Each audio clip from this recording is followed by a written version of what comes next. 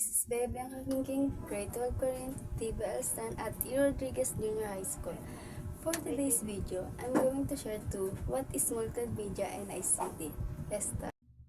What is multimedia?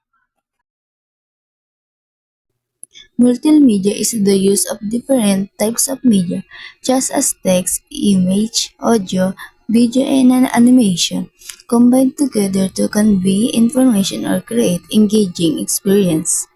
These are basic elements of multimedia. Text. The term text generally refers to writing or printed words. Audio.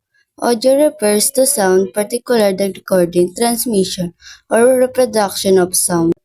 Video.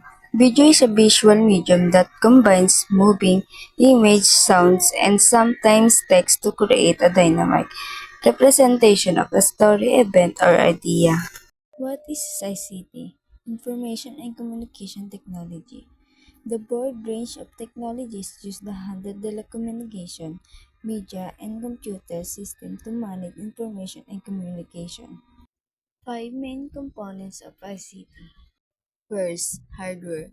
Physical device and equipment like computer, smartphone, server, and networking devices. Cloud computing refers to the delivery of computing services like storage, processing power, networking, and software over the internet.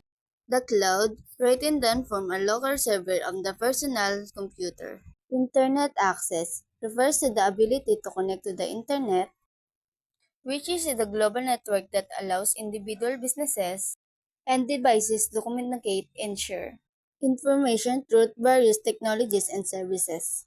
Digital media. Digital media in information theory and information system. Software.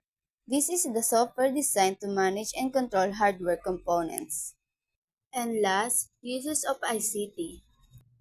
Education, business, banking and finance, transportation, healthcare and government.